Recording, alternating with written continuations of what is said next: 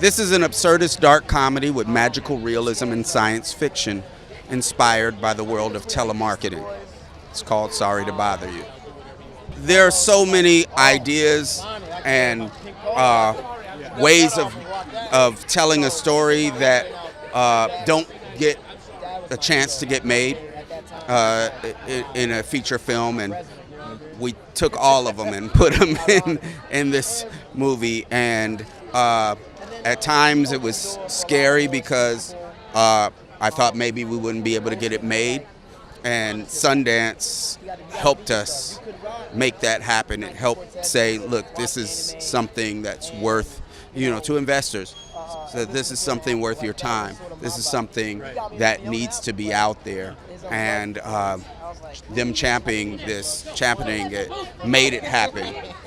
It made people listen.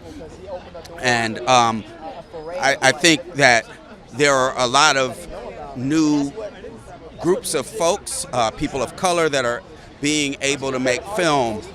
But I think that what's the next thing is those groups making films in their own way, and this is, I think, indicative of what will come soon, is new ways of telling stories, and just trying different things. Obviously, I'm not,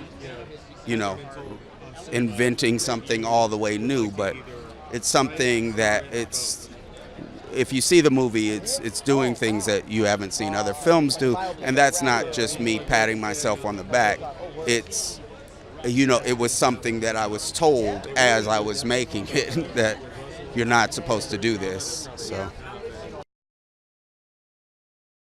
First off, I'm one of the trustees just joined the board for Sundance, coming up on a year now, and Boots, being one of the producers on the movie, so to have both my interests in being a trustee at Sundance, to be fortunate to be one of the producers and the investors in this film, to see those things come together in such an exciting way. And the fact that I met Boots at one of the Sundance labs before I was on the board, it's just like a full circle moment. And so it's just really happy and excited for him and the interest in the community for his film, and we're really excited about our partnership with Annapurna too, as they love the movie from day one, and it's been very refreshing to work with Megan and the whole team, and just how thoughtful and creative they've been with the entire marketing campaign. And I'm just really happy to see him getting supported in the marketplace by an institution like Sundance, but it's secondly by a great company like Annapurna. Oh, he'd been trying to get this project off the ground for about 6 years. And my partner in my company, significant, Nina Yang, she saw the piece and she talked to me about it. We decided to move forward with it and raise the money and produce the film. It's hard. It's like a little bit of magical realism, a little bit of absurdist comedy. It's about a young black man who's trying to find his way in the world. He feels lost and wants to be able to feel like he's doing something different. And then he gets a telemarketing job, and he realizes that by using this white voice, he's able to make bigger sales.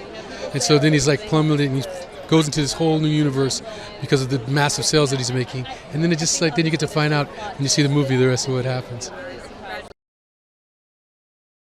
First-time director, was very impressed about his work ethic and how he approached every scene, and his techniques were so. I've never had a director sort of experiment the way he did with the project like this, and with the content and the way what the movie's about. It sort of invited all that just experimental, enigmatic sort of approach that he had.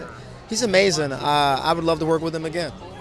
You can't describe this movie. It's impossible. When you do, it's just it's a disservice to the movie, I believe. So I would just say see it.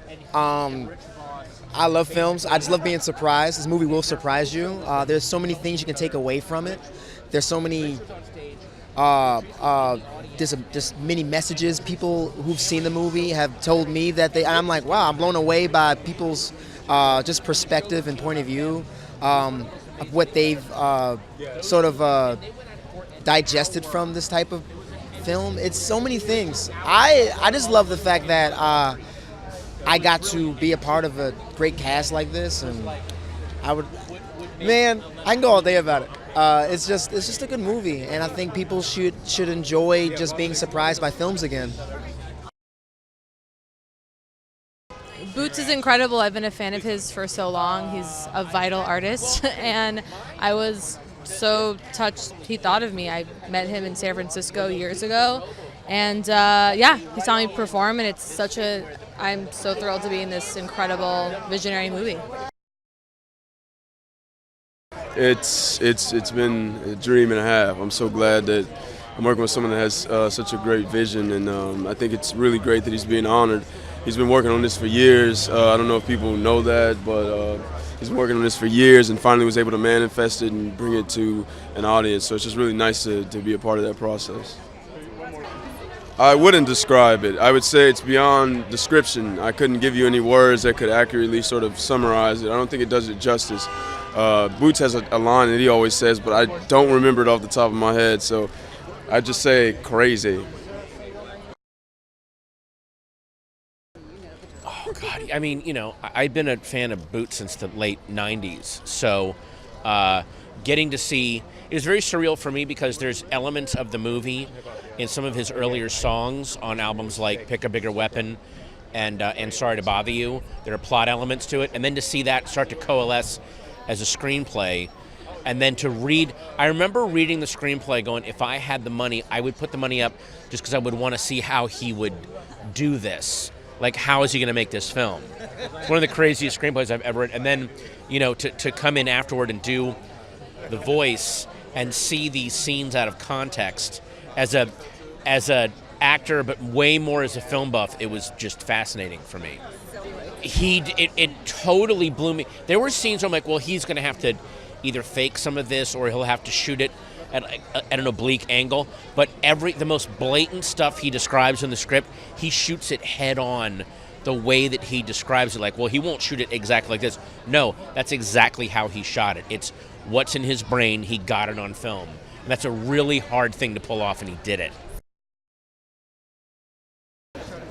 It's hard to describe. I mean, essentially, if a filmmaker can create a film where his first film is so him that it's a Boots Riley film off the bat, that's an incredible feat to me. And I think that's exactly what he did. I think he's brave enough. He's aware enough to know who he is, and he didn't really alter his voice for any other part of this film, and that was what was really wonderful for me as an actor to be part of.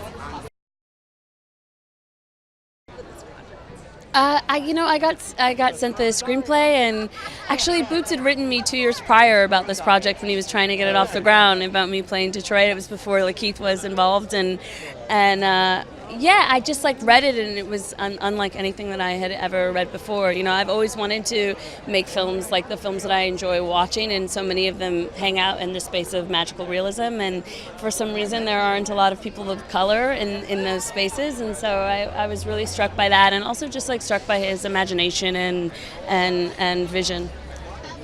I would describe this as a piece of part science fiction, part magical realism that takes place in Oakland, is Scotia in the future, and is in the world of telemarketing and talks about all sorts of things. But I think activism, talks about friendship,